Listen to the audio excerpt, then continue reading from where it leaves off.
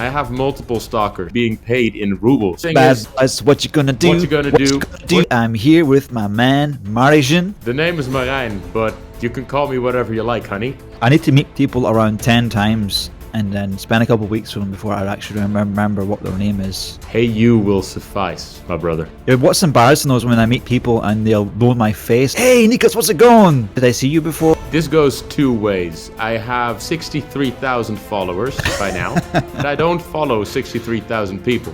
So there's a lot of more people in the streets at events who go like, hey, Marijn, and I go like, hey, I don't know you. But then, my brother, they thank me for the stuff I write. They thank us for the stuff we do. And then I'm just grateful and thankful and blushing like crazy.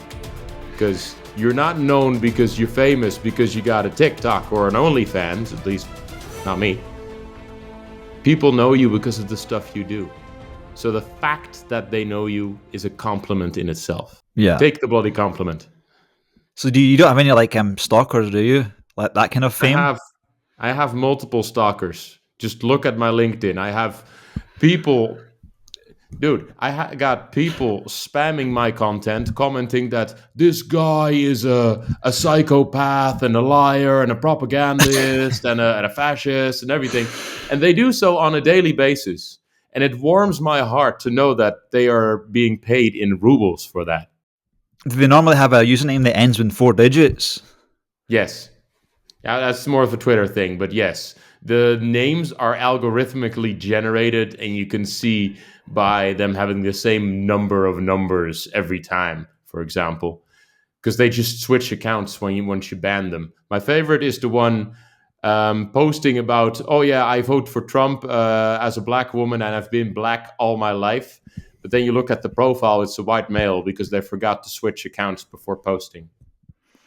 They tend to promote anti-government type videos, so everything in the UK government is not perfect. And I watched a video which talked about some things, and then a lot of the comments are saying, yeah, the UK government needs to be disbanded and all that stuff. If you look at the usernames of those users, they're all like those 4-digit ending names, Russian disinformation, kind of stuff that's going on there. So, hello, viewers. Thank you for listening to this podcast. I am Marijn. I write a lot about disinformation, AI, and data. And that is why we immediately started rambling about disinformation. Because, yes, modern social media is filled with accounts, bots, and actual crazy people spouting nonsense that usually aligns with whatever far right, far left extremist viewpoint. And some of them are obviously fake because they have the wrong faces, the wrong pictures, obviously AI generated, or there's just a set number of numbers in the name. But the real problem is that they're getting smarter and less easier to detect by the year. ChatGPT was a huge game changer for misinformation as well, because it enabled so many disinformants worldwide to just generate posts and generate fake users that spam stuff. And it is only going to be more of a rough ride from here on. Discord, we get a lot of spam in there. You'd think like mobile verification would be a bit of a hurdle, but like you can just go and like create these, I think, online SIM numbers that can get a verification code. So even that kind of we've done the opposite. Twitter has done the opposite. They made it easier. You can do the blue check system now that Elon Musk introduced. Anyone can buy legitimacy these days, rather than you having to verify your identity. I'm this person, blah blah. I know stuff. No, now it's just you pay a set amount of money, and then you have more reach instantly. And so you just set up a bot network that spreads nonsense, and you pay a few bucks, and you have more reach than legitimate people. You were recently in Kyiv. Can you tell us a lot about your experience there? Oh man, yeah. So a few months ago, I was visiting Ukraine. No, it's okay. A few months ago, I love you anyway. A few months ago, I was visiting Ukraine. I was in Kyiv in the then biggest drone attack in 2-3 months. My first night in Kyiv, because yes, I am a lucky bastard like that. aside from of course the terrible war situation, the Ukrainian people have been full out under siege for almost 3 years now, but really 10 years now, and they're still standing and they're still fighting against the Russian invaders, and they are the reason that we in the rest of Europe can pretend to live in peace. But having said that, I was visiting Kyiv to see people I know from the internet, know from online, from all the fundraising and writing activities we do. People I'd never met in life, people like you. And then the alarm went off, and Luke Skywalker was screaming at me from my phone because Luke Skywalker did the voiceover for the English air raid alarm, which is beautiful. And he said, "May the force be with you" at the end. But I was in my room and the air raid alarm was going off and got to go to the metro. And I remember being completely calm as I grabbed my backpack, grabbed the blanket because you're going to sit in that subway for a while, and calmly move across the street. And I remember grabbing my phone and starting to record myself. Like, hey, I'm Marijn, I'm walking here in Kyiv, and there's an air alarm, and in the distance you can hear a North Korean missile explode overhead. That's an experience, I can tell you. But the weird thing is that I realized, as I months later came home, is that I had been absolutely calm. And then I'm back in the office, and somebody filled in the wrong PowerPoint or Excel and sent it to the wrong person. And my stress levels go through the roof. And that made me think and wonder, what the fuck, man? Why am I stressing out over these tiny, tiny first world problems? While when the shit really gets real, when there's missiles exploding, I'm calm. It made me think a lot about how the things I experience and as stress, what I worry about, what we in the West worry about, how tiny and insignificant that actually is, and how much of a luxury, a privilege, actually, a privilege it is to be able to worry about such nonsense. Yeah, I think in the West, our security is dependent on our bank balances. And so if we have something that threatens our job or our mortgage or our home, then it's like you don't have anything else to fall back in. But in Ukraine, you have the people around you that you know that if you become, I don't know, homeless or you lose your job, there's going to be people around you that are going to somehow find a way to help you. In Ukraine, it's a bit easier sometimes to sort of break new ground with people, do initiatives, bypassing a lot of like, do I trust you and all that stuff, just finding common ground quicker. Ukraine is full of tightly knit, closely knit communities with where people help each other regardless of you knowing the individual because you're part of the same group. In Western individualistic societies, that effect is far less, and we focus so much more on career development, study, job, rather than family and food and being there for each other. Because these are things we lose as industrial revolutions happen and the priorities in our societies change. So don't worry, Ukraine will go that way too after victory in time. This is a process. But I don't mean to belittle the stress and tough situations people experience in the West, by the way, because facing homelessness over here is also a challenge, and with the current housing market, no way you're gonna find a place. But my main point is not just about people's feelings being not real, because people's feelings are real, but how much we create the stress we experience when we don't have to, because all our problems are only big or small by contrast of other people's problems. And for me, it was a really good reality check to be in Kyiv at that time. For me, it was a really good reality check in my life to work in India to help smallholder farmers over there. It made me realize, what is farming like for the majority of the world? Not big farms and cows over here, but 3 hectares of land and a donkey, and you mainly farm to feed your kids. Whatever you have left, you sell to send your kids to school. This is why I love working internationally, because it helps me realize where I am, where my position in life and in the world is. I can only do so by contrasting that with the situations and experiences of others. I miss from what people in the West would actually visit Ukraine to get a kind of handle. Because even myself, when I'm away from Ukraine for a few months, it's almost like the suffering there, the people there, it's like a intellectual concept. You're just so busy with your life. You're just so focused on your own survival and, just work. It's the difference Whereas, between yeah, knowing and realizing and feeling. The greatest strength and weakness of us as humans is that we can get used to absolutely anything. I'm just coming over here for Christmas for a few days, and I'm just sitting with people, just talking a little bit about IT to these young guys that are in their late teens, early 20s. And I'm just thinking, like, I'd love to be able to work with these guys, do a little bit of sort of IT projects.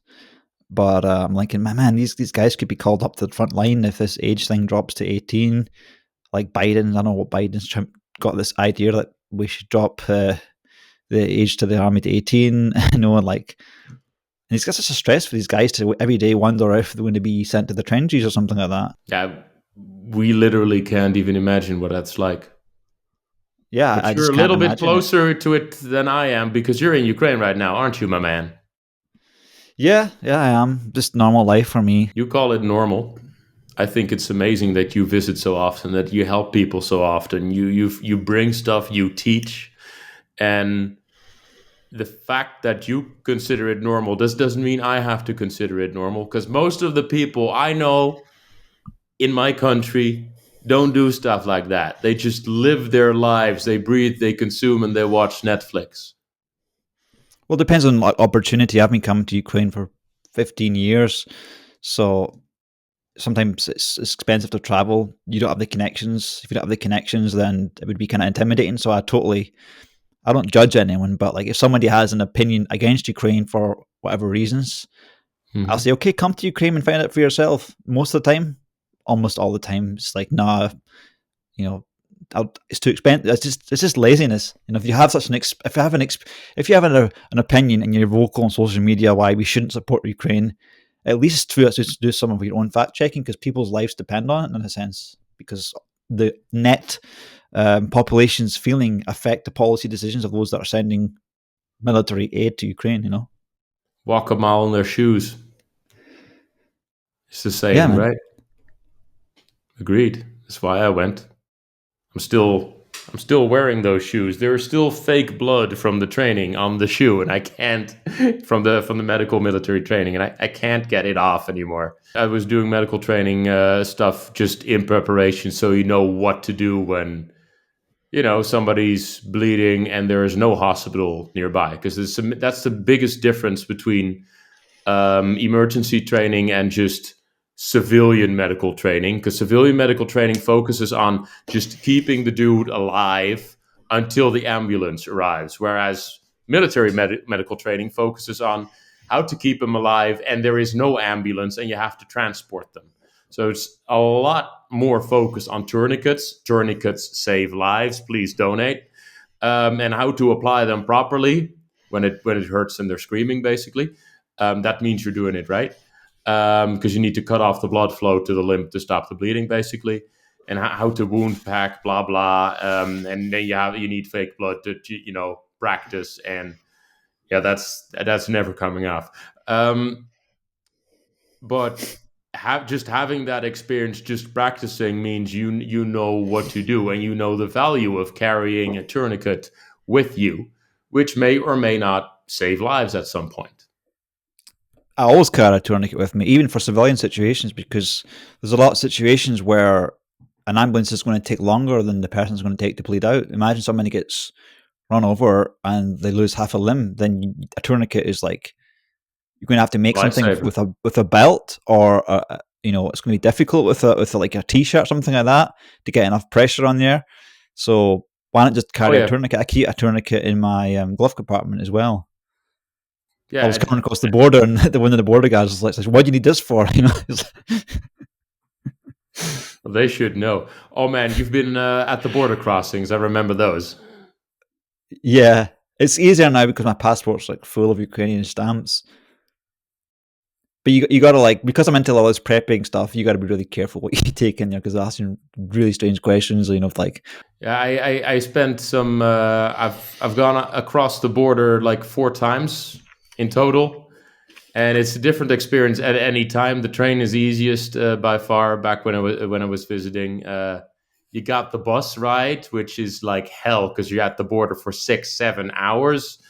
My best experience was actually just walking, like literally backpack walk across and walking from Ukraine into Poland, and next to me was this dude in summer in shorts, nothing else, just shorts and slippers and a bottle of booze because he literally just walked across the border to buy cheaper booze and then walked back. And then I'm like,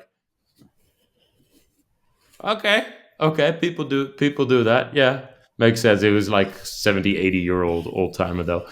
um but they'll be in the EU one day, and then you can't do that anymore. yeah, because per person the speed for cars is slowest because they got to check the car, the vehicle. Then it's like Yeah. luggage is they want to check your luggage, and people you can only carry so much. So that's why they don't spend so long. But it depends on the For, border for systems. Like we had a the border crash. for the people listening in, we're talking about crossing the border between Ukraine and EU countries, where there is huge border checks, both in terms of what are you bringing, what are you carrying, who the heck are you, and are you allowed to enter or leave the country? And that's why it Yeah, takes a lot of time, and that's why we're trash talking. yeah, like we had some friends take in some aid, and they were at the border for I think it was 9 hours or something because there was like either some computer doesn't work or there was a power cut or there was like a hacking attack. So they took that a Russian hacking attack that took down all the border computers for a few hours. So there's a lot of variables with the border crossings, and I personally don't like them. So anything Mhm. coming into Ukraine, like it's a lot easier to come in. The border crossing can be between 10 and up to 2 hours, but normally it's about 15 minutes. Coming in, a good border crossing is like 2 hours to get back into the EU. Bad one is 4, 5, 6.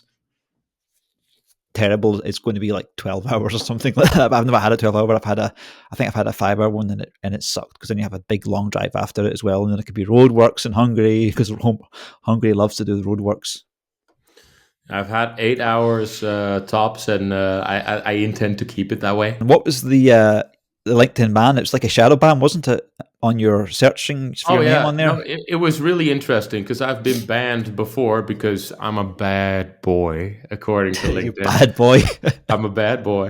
What you gonna do? The Bad strange boss, thing bad is, boss. What you gonna what do? you gonna What you do? gonna What do you when they gonna do come when for they you? come for you? Oh, sorry, you had to do that. So I went invisible in the middle of a live broadcast. That was a fun part because you have these LinkedIn live events where you can talk, and 45 minutes in, everyone started saying, Marijn, you disappeared. It just shows LinkedIn member. Because the ban or block or attack or whatever, I'm still trying to figure it out, happened during that. Now, I've been banned before, 2022, which is the mass reporting you and your entire account goes down, because this is very simplistic stuff. LinkedIn automatically bans a post or a piece of content if too many people report it for the same thing. Meaning, if you just take a bot network or like 20, 30 fake users and say, this is racist or this is sexist, this is inappropriate or violent or whatever, regardless of what it actually is, the post will go down. And maybe later a human will look at it to verify. But this is automated. But if multiple of your posts are taken down within a set time frame, then they take your whole account down because obviously you're posting too much bad content. And all of this is once again automated. So usually I'm all for automation. It's part of my work as a data scientist. But when automated systems enable bad intent evildoers to manipulate your system by just strategically mass reporting people to take them down, to silence voices on your platform, then I have to ask questions. Then you're not just automating stuff and cutting costs. Then you're just being very unprofessional and very bad at cybersecurity, which is funny because LinkedIn pretends or claims to be a professional platform. Then why are they making such childish mistakes? For context, because this is how I got banned last time, this is how a lot of people continue to be banned to this day. Fellow voices like Mike Richardson, still banned to this day. But usually when you get banned, you cannot access LinkedIn anymore. This has happened to a lot of people. You've seen the videos. Roman has been banned. Yana Rudenko has been banned. But this time, I was still online. Nobody could see my posts. So I started seeing people posting about Marijn Markus has been banned. What the heck? And I'm like, I am here, but nobody could see my comments or my anything, which is a very weird situation. But think about this, brother. Hardcore banning sends a signal. Shadow banning and silencing sends no signal at all. This is the favorite methodology of despots and autocrats, not to loudly execute the journalist in the streets so he becomes a martyr, but to just make them disappear and you never hear from them again, off to the gulag with you. Now, the digital equivalent of silencing rather than executing voices or journalists or whatever, we see on more modern social media where they don't outright ban you anymore. They just decrease your traffic in the algorithm. So you're free to post and whatever. It's just, it will never trend. You'll get 3-4 views at max. That is what we call shadow banning today. And it's a very big problem because these platforms are not at all transparent about how their algorithms work, what makes you trend, what makes you don't trend. So they can actually censor a whole lot of types of information and types of content simply by decreasing the views and telling nobody about it. Let's remember that Twitter, I refuse to call it X, Twitter is the only social media platform to ever open source the algorithm. Elon Musk did that once because he promised to when he bought it. And when they published the algorithm, we could see the code. We could actually see that content was being classified as this is about Ukraine, this is about Uyghurs, this is about Democrats, this is about Republicans. And the code then would attribute different priorities to those topics and make it trend more or less. So that basically proved that Twitter was manipulating these types of content to be more or less, which is to some extent okay for analytical purposes. Please check if this is sports or not, or if this is like wrong, bad, illegal stuff or not. But the point is, this was all legal content, and yet they are secretly filtering and secretly pushing and manipulating without telling the viewer.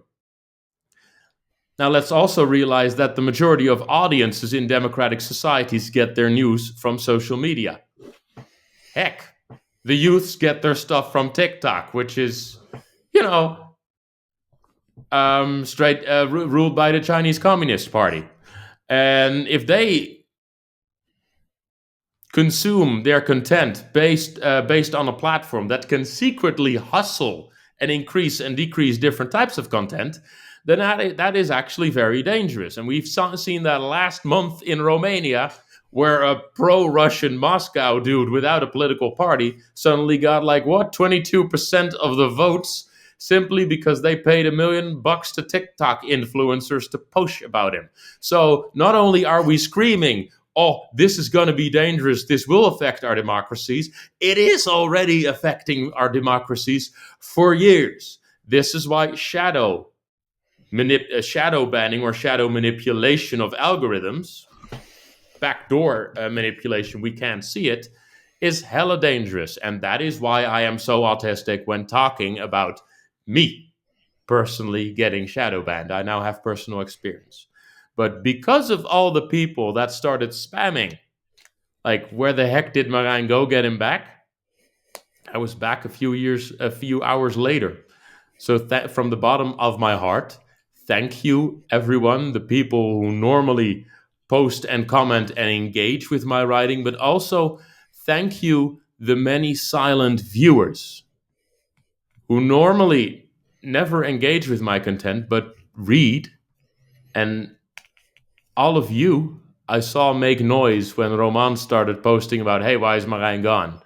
Because it's only then that I realized how many people are listening in and reading the stuff I write. And that made me very grateful.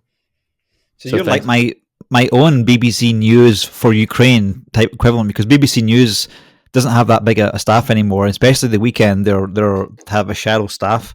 A lot of times your post, it's like right up the top of my feed, and it's like, okay, that's what's happened. That's what happened.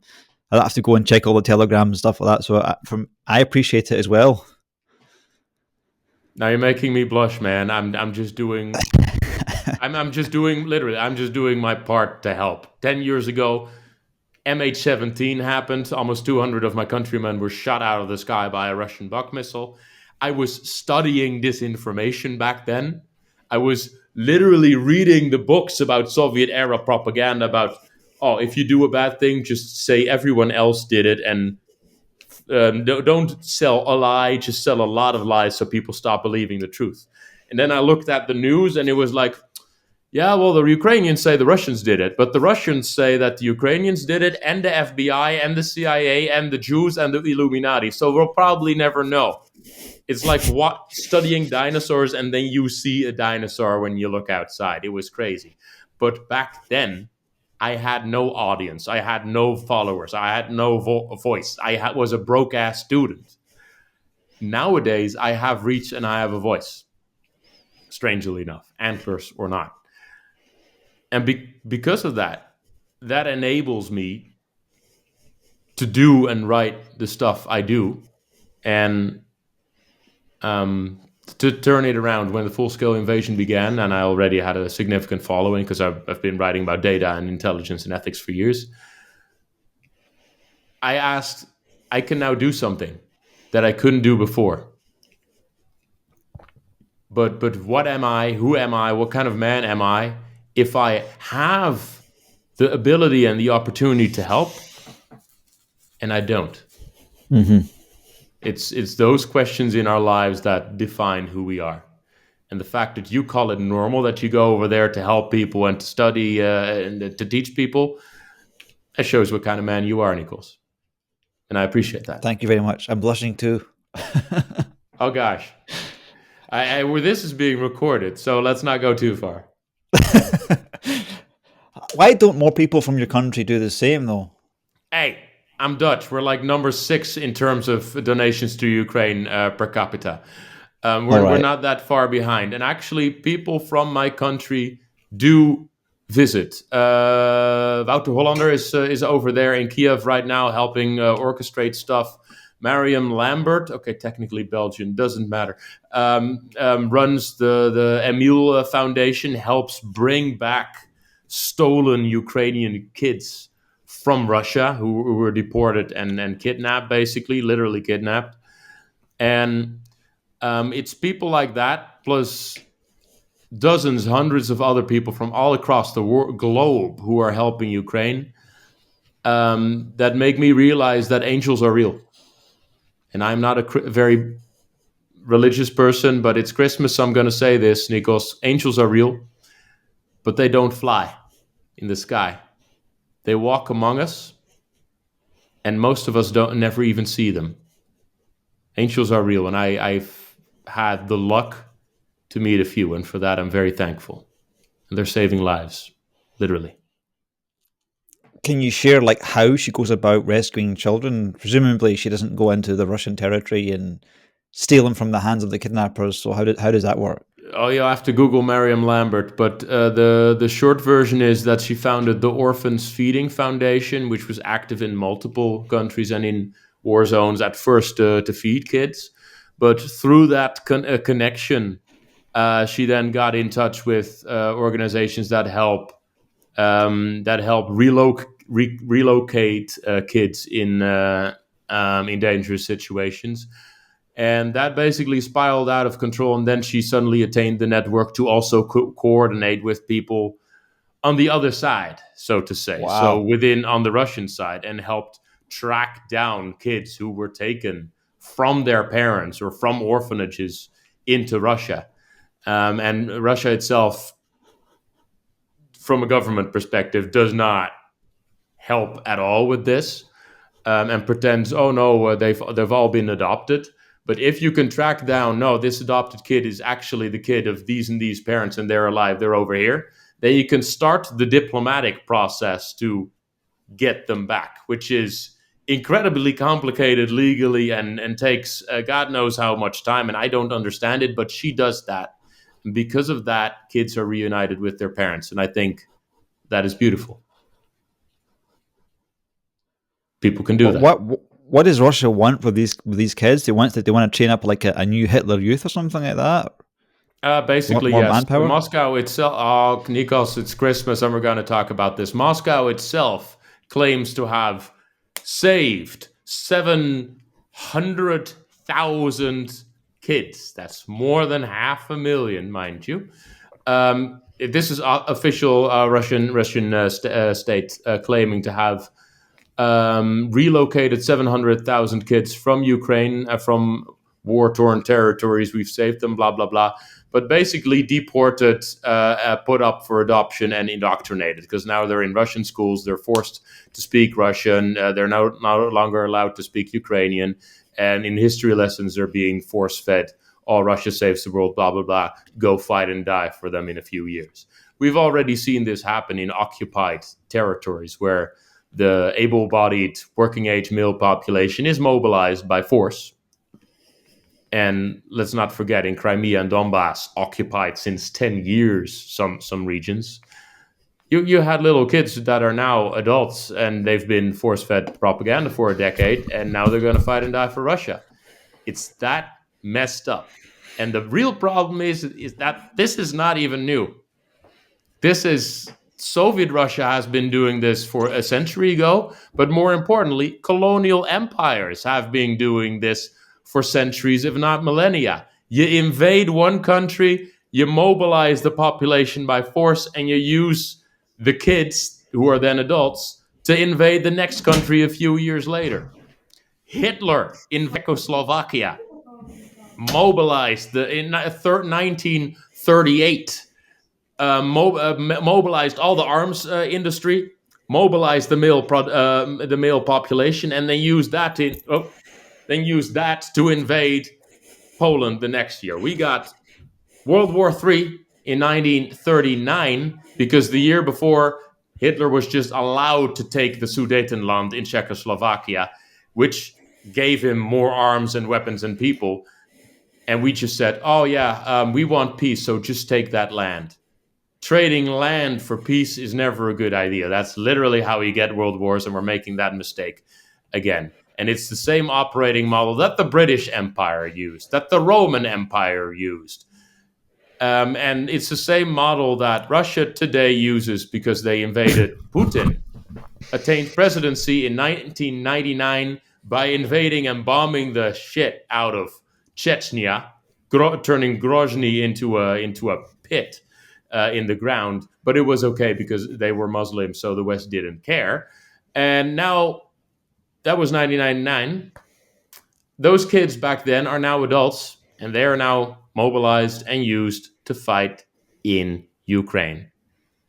This is how all colonial empires expand, at the price of one enslaved minority to go enslave the next minority. And we are not breaking that chain by looking away. You wonder how, like, as a kid, you see your town totally destroyed, and then this army comes and either adopts you somehow, or your parents are killed, or I don't know. What's the mental process to go from that to fighting for the same country that destroyed your land? No, because it was the other guy's fault. Very damn simple. It's you blame somebody else, and you just redirect all that hatred and all that trauma. Not saying that's a good thing, but that is just historically how we do it. Just brainwashing. This is how decades later you can get the entire population ready for a next war. And it's because we look away from that stuff and obsess over Hollywood instead that we do it again. I mean, in Star Wars, everyone was on the side of the rebels. In Game of Thrones, everyone's rooting for the underdog. What you call that? The Hunger Games. Everyone sides with the rebellion or whatever. But here, Ukraine is the underdog, and Russia is one of the biggest, the last colonial empire in existence remaining, stretching from Norway to Japan, and still they want more. It, like, you can hear the imperial march music. Putin is even saying all that stuff, and then we go, yeah, you should try to make peace with him, because otherwise he'll nuke with us. Did you see how Trump this week claimed he wants Greenland, Panama, and Canada? Yes. I'm waiting for the people to start arguing, yeah, you should give the orange man Canada. You should, because he has nukes, and we are for peace, and violence is not the answer. All the Vatniks arguing for Ukraine to give up the fight and surrender land to Russia should also be screaming for Canada to surrender to America based on the same standards. But for some reason, they're not, because they're paid propagandists. Because as I think it's Garry Kasparov, the world chess master and Russian oppositionist, who once said, people can independently arrive at the same truth, but you cannot independently arrive at the same lie. I think Kasparov is great. I play a lot of chess. I play more chess than any other game. I have about 5 games going at the same time. Do you play chess, by the way, Marijn? No, Marijn. LinkedIn is my gateway drug. Yeah. In terms of games. Me, it's chess and guitar. Yeah. Yeah, Kasparov. I'd love to do a podcast with him. He's out of both of our league, but he's a great writer, and I like using Kasparov as an example of good leadership, setting a good example, because you have a lot of discussions these days about bad Russians, all Russians are bad, blah blah, and then people on the other side playing the victim, saying, "Oh look, we're repressed because they think we're all bad." No, Kasparov is a great man and a Russian. A good Russian, so to say. But the example he sets, because he doesn't look away and say, oh, I don't agree with what Putin does, so it's not my war, and then just watches as their country kidnaps 700,000 kids. No, he says, I'm against this war, so I will support Ukraine. I am against the war fought by my country in my name, so I'm going to resist it. This is the difference between active and passive resistance, and the difference between individual and collective responsibility. My hometown here, Rotterdam, bombed to heck and back by the Germans in World War II. It gave us a lot of room to rebuild. We have great modern infrastructure, roads, metros, and skyscrapers because we got bombed to heck. But then did Germans afterwards say, oh no, but I did not agree with World War II, so I'm not to blame? No. There was collective guilt and collective responsibility because the entire nation did the things they did in World War II. And it's from that collective guilt and responsibility that Germany rebuilt and reinvented itself into a modern, democratic, Western nation that by now I am happy to have as a neighbor. And more or less, we argue about missiles and Taurus missiles and stuff, but more or less, Ukraine and the Netherlands now Germany and the Netherlands now stand side by side to support Ukraine. So I'm very proud and happy of my German brothers and sisters, how they reformed since that whole mess 80 years ago. But it's because they admitted the collective responsibility, because they were not individually guilty of murdering people, but they were collectively responsible for what happened. And we need to keep this in mind, that the only opportunity for real change is through that, not pushing away collective responsibility, but by taking it, that Germany reformed, that Japan reformed, that Italy reformed, all after World War II. And even today, I am hoping, praying that Russia can reform after this whole mess, But the only way they're going to do that is by taking that collective responsibility that they ignored after the fall of the Soviet Union, when they pretended, oh, everything's different now, let's go do the same thing again. And this is why I'm so happy with Garry Kasparov, who sets an example, but thereby also shows, by actively supporting Ukraine, by speaking out, by being a leader, fundraising, drones, the whole thing. But because of the example he sets, it shows how little the 99.9% is doing. And that's why so many dislike him, because he showed that this is why we as people dislike people who actually do stuff, because it makes us all look bad. I wonder if Russia can ever get there without like some kind of really dramatic thing happening, like a civil war there or a revolution. It seems like Russia is very vulnerable to this strongman just taking over and turning the democracy that they supposedly had when Yeltsin resigned. Yes, but it wasn't really democracy no, because that's not a Russian thing. That's a world thing. Strongman leadership is the fetish of practically every society. Look at so many countries in Europe. Look at America right now. So we shouldn't just blame a country like Russia for that. I mean, Xi Jinping, eternal emperor, is doing the strongman leadership thing too. The thing is, though, the mechanism is the same. It just expresses differently in different contexts. One of the best hopes for Russia is a demolition, like the Soviet Union disbanding 2.0, because there's tons of oppressed peoples, minorities in Russia, Tuvians, Buryats, Chechens, I just mentioned, Dagestanis, I can go on, who would be way better off as their own state, who tried to be their own state, the Chechen Republic of Ichkeria, from 1991 till 1999, when they got invaded and reabsorbed into Russia. They have had their own states. They tried, but we didn't support them, and we looked away when Moscow went imperialist again, because Russia is not a country. It is the colonial empire of Moscow and its colonies stretching from Norway to Japan.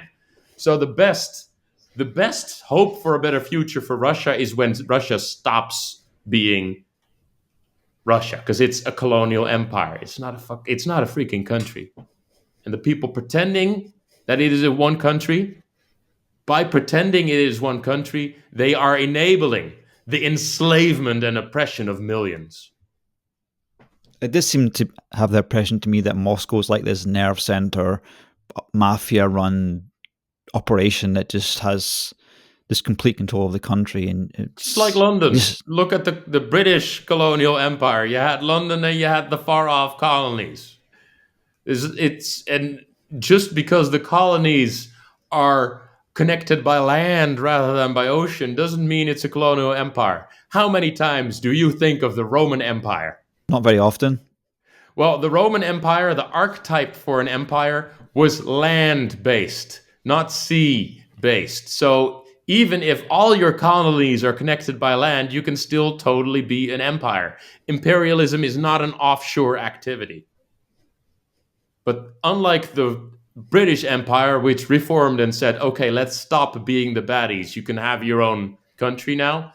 Unlike the French Empire, unlike the German Reich, the Russians never stopped being imperialists.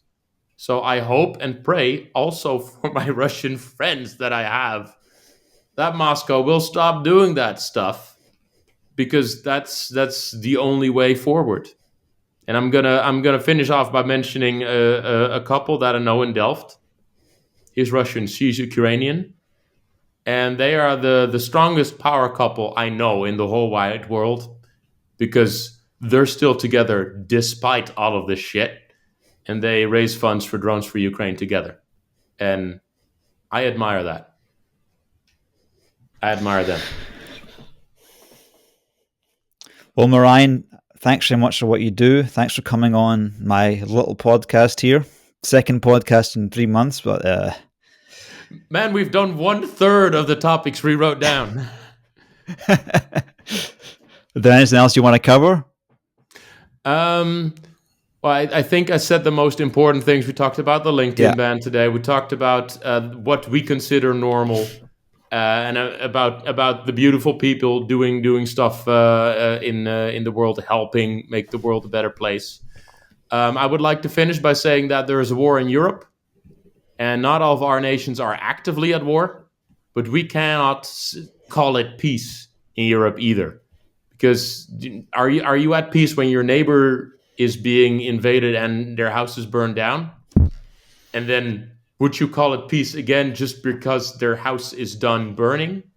Many people in our Western countries are arguing, yes, just, if the house is done burning, we have peace again. That is not peace. That's just another state of oppression and occupation.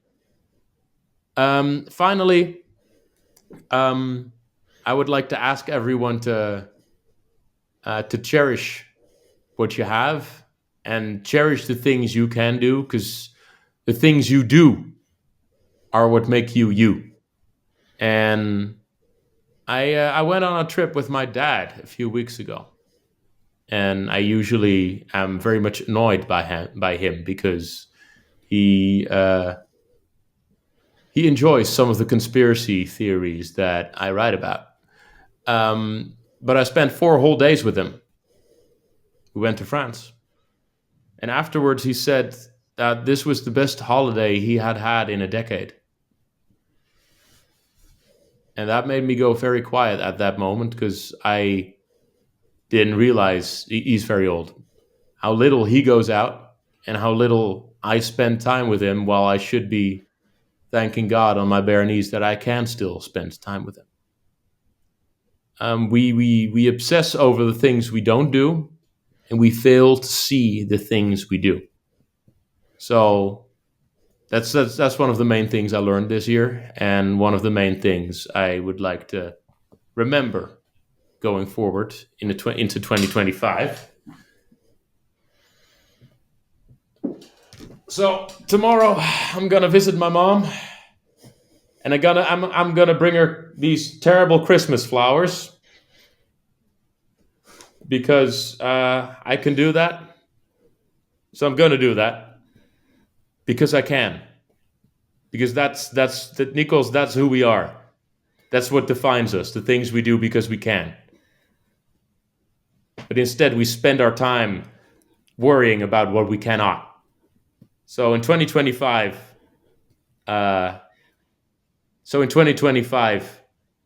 let's continue to do what we can and be happy, be grateful that we can. That's beautiful, Marijn. I think that as soon as we can cover our basic needs like food, shelter, then what is there more than family, right? You can only truly appreciate something once you've lost it. And I've lost things, and I can only hope and pray that I learn to do better because of it. And also my message to those in the West that are wealthy and elites and doing well, this war is affecting the economy of everyone pretty much. So if you're not actively involved in Ukraine, you should look at your fellow man around you and see them similar to the civilians in World War II. Find ways to help those around you that are suffering, can't afford their food, can't afford their rents. Do things for the community around you, and just not just saying just dump all this money into Ukraine. Do things to help the community around you. War affects all of us. The big guy, the little man, everyone in between. The children that will later ask you, so Dad, what were you doing when the Russians and the North Koreans invaded Europe?